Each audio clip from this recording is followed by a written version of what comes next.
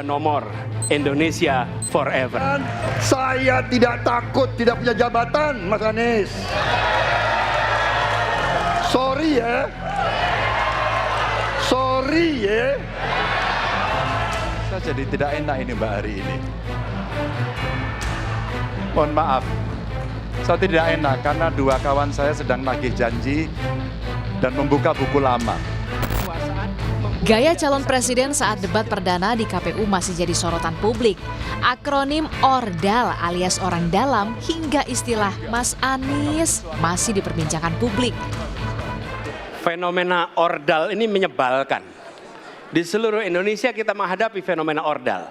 Ada ordal di mana-mana yang membuat meritokratik nggak berjalan, yang membuat etika luntur. Dan ketika fenomena ordal itu bukan hanya di masyarakat, tapi di proses yang paling puncak terjadi ordal. Tapi bukan hanya Mas Anies dan ordal yang kini tren di masyarakat. Partikel kalimat sorry ye kini jadi buah bibir. Saya tidak takut tidak punya jabatan, Mas Anies.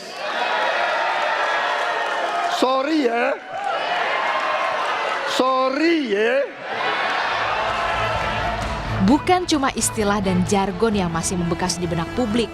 Aksi cawapresnya Gibran Rakabuming Raka yang menunjukkan gestur bak pemandu sorak pun tak luput dari perhatian.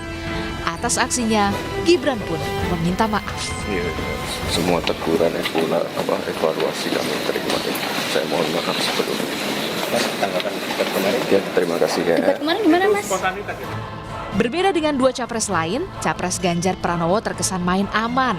Salah satu kejutan Ganjar adalah pertanyaan soal penyelesaian pelanggaran HAM kepada capres nomor urut 2 Prabowo Subianto. Izinkan saya harus membaca data untuk mengingatkan. Pak Prabowo karena nomor 2 saya pertanyaannya 2. Ada 12 kasus pelanggaran HAM berat yang sudah dikeluarkan mulai dari peristiwa 65, penembakan misterius, Talang Sari, penghilangan paksa sampai Wamena. Dan saya ingatkan tahun 2009 DPR sudah mengeluarkan 4 rekomendasi. Publik kini menunggu aksi ketiga cawapres yang bakal beraksi pada 22 Desember mendatang. Isu ekonomi menjadi salah satu yang dinanti publik dalam debat calon wakil presiden. Tim Liputan, Kompas TV.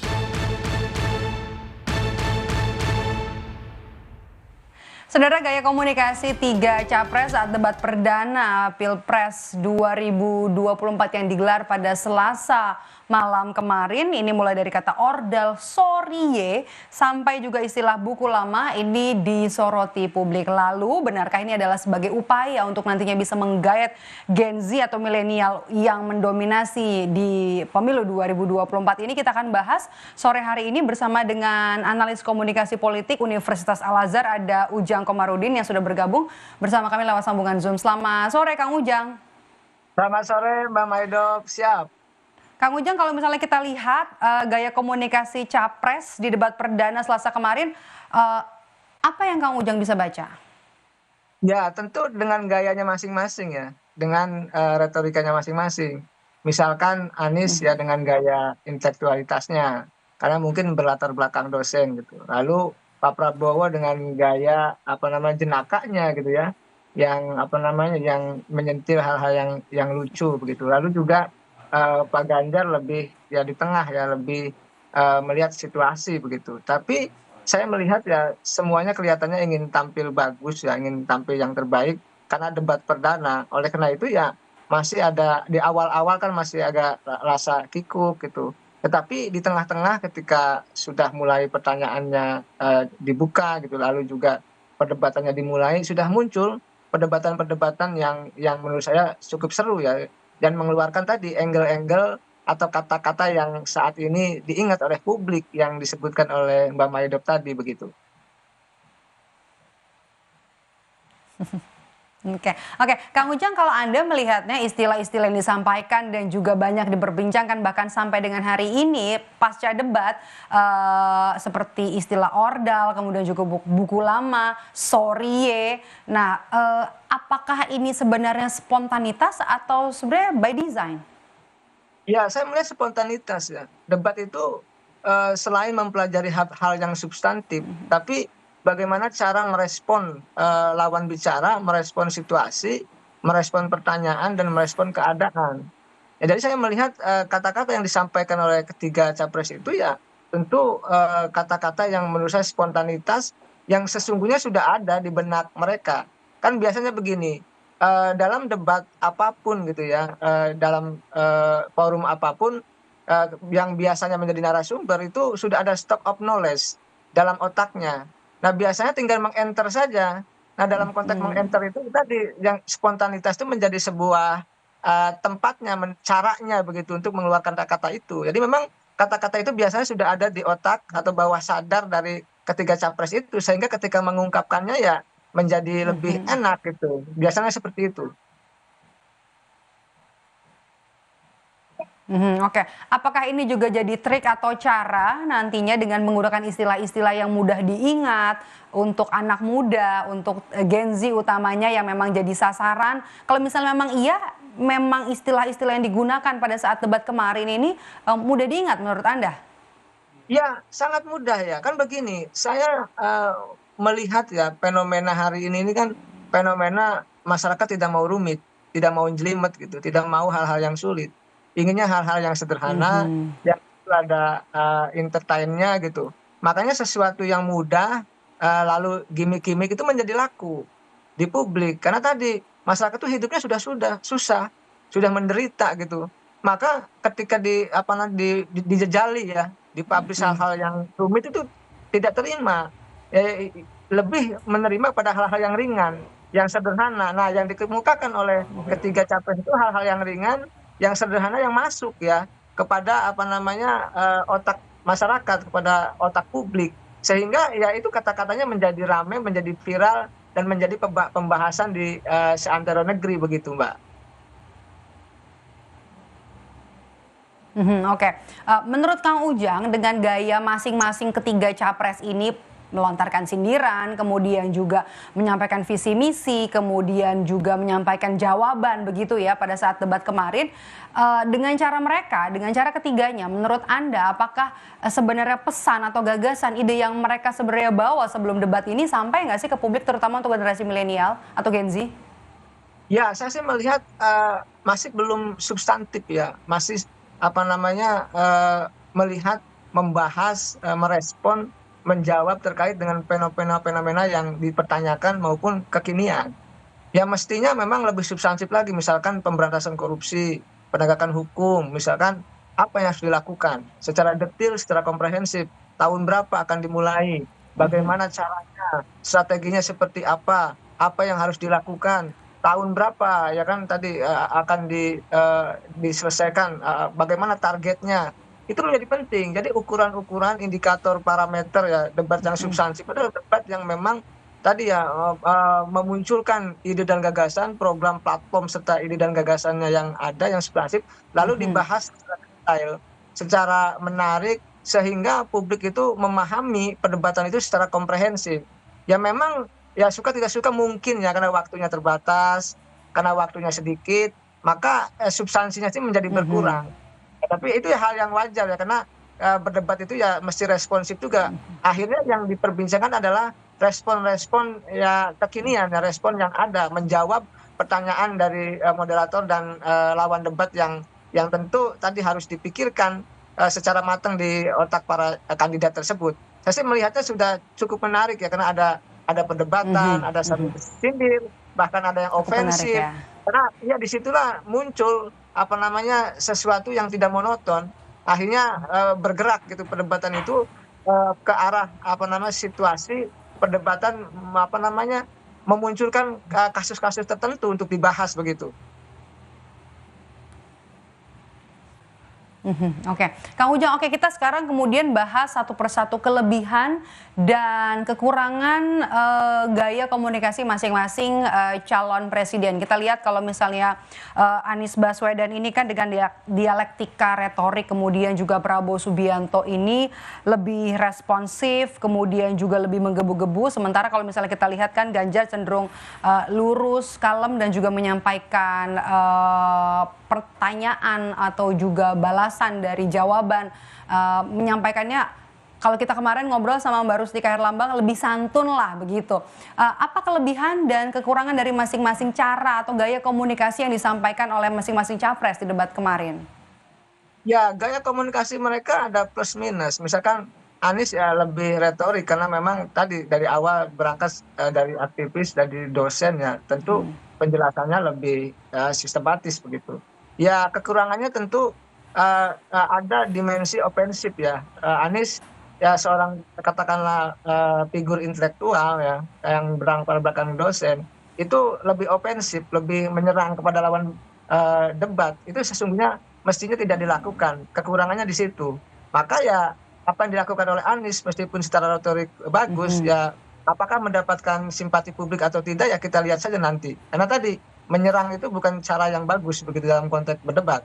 Yang kedua Prabowo tadi ya lebih menggebu-gebu ya, lebih apa namanya bersemangat gitu ya untuk menjawab apa namanya pertanyaan-pertanyaan ya responsif begitu. Ya kekurangannya mungkin jangan sampai terpancing oleh lawan debat karena kalau sampai terpancing gitu itu menjadi bahaya, menjadi lost contact. Oleh karena itu ya berdebat mesti responsif tapi lebih rileks, lebih santai, lebih elegan dalam konteks menjawab pertanyaan-pertanyaan lawan debat. Nah, Mas Ganjar ya saya lihat gitu ya tadi beliau berlatar belakang aktivis ya tentu retorikanya tetap bagus gitu, tetapi kelihatannya tadi penguasaan panggung dari Mas Ganjar itu menjadi kurang karena diambil oleh perdebatan antara Prabowo dengan Anies gitu kan. Nah, ke depan dalam debat berikutnya itu mestinya penguasaan panggung lebih dikuasai oleh Mas Ganjar sehingga ada proses dialektika yang seimbang.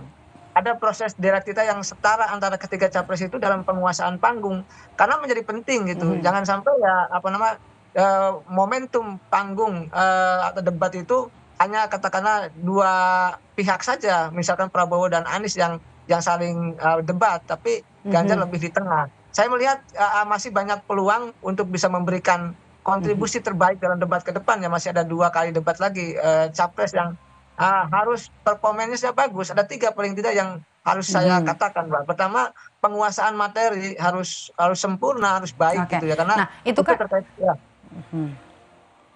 Ya, Mbak Maido, silakan.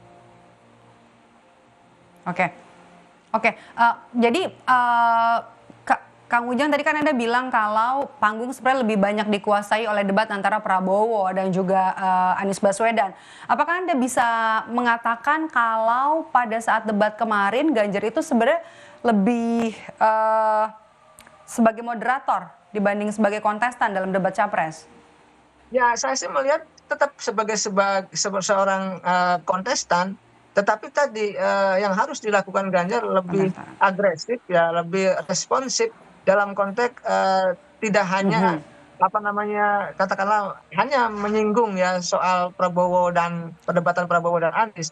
Lebih greget lagi lah ya kalau misalnya mau berdebat gitu. Karena bagaimanapun ini debat ya, jadi tidak boleh ada di tengah, tidak boleh ada netral, tidak boleh, jadi harus memunculkan ide gagasan terbaiknya begitu, menguasai panggung yang penting di debat.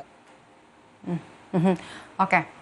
Untuk kedepannya sebelum kita bahas soal debat capres nanti kan ada debat cawapres nih Jumat pekan depan 22 Desember. Kira-kira gaya politik atau pola komunikasi, gaya komunikasinya perlu diulang lagi nggak yang ada di debat capres perdana kemarin untuk cawapres nanti, Kang Ujang? Ya, tetap yang namanya debat itu harus ada dialektika, harus ada persilangan pendapat ya, harus ada adu ide dan gagasan, termasuk visi misi program dan platform harus ada. Kalau hanya sekedar menyampaikan visi misi program tidak ada perdebatan ya bukan debat. Justru keistimewaan debat menjadi menarik ketika ada jawaban responsif yang bagus gitu dari para kandidat itu dalam konteks bisa menjawab dan bisa menyelesaikan persoalan-persoalan keindonesiaan. Itu menjadi penting. Jadi saya melihat kalau debatnya ingin menarik, debat cawapres nanti tentu ada tadi perdebatan ide dan gagasan yang harus beradu di antara ketiga cawapres yang ada nanti. Oke, pertanyaan terakhir, Kang Ujang. Oke, intinya kan harus bisa menyampaikan gagasan, kemudian visi misinya juga harus sampai nanti. Kalau untuk capres, nanti apa yang perlu diubah atau apa yang perlu lebih dipersiapkan lagi untuk bisa meraih untuk bisa lebih menggayat Gen Z? Karena ini adalah jumlah pemilih yang paling banyak nanti di pemilu 2024. Ada dua sisi yang harus disampaikan kepada pemilih pemula gitu ya. Pertama, ada sisi substantif yang harus disampaikan. Artinya harus masuk itu hal-hal visi misi, program, ide dan gagasan harus sampai. Yang kedua harus ada gimmick-gimmick yang harus disampaikan.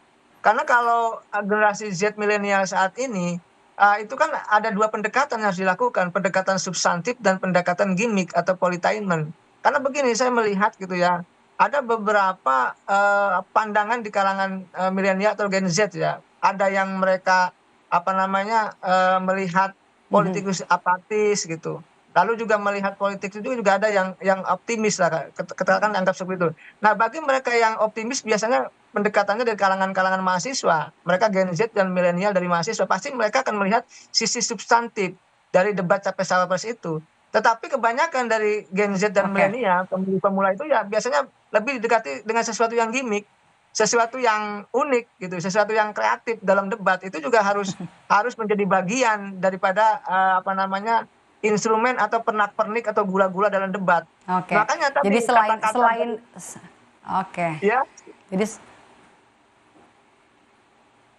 Jadi selain gagasan, visi misi yang memang jadi poin penting nanti disampaikan untuk bisa menggait pemilih dan juga menggait elektoral suara voters, tapi juga harus disampaikan dengan gimmick-gimmick yang bisa nantinya bikin pemilih Gen Z ini nyangkut gitu ya dan mau nonton debat selanjutnya. Terima kasih sudah bergabung bersama kami, analis komunikasi politik Universitas Al Azhar, ada Ujang Komarudin. Sehat selalu, Kang Ujang.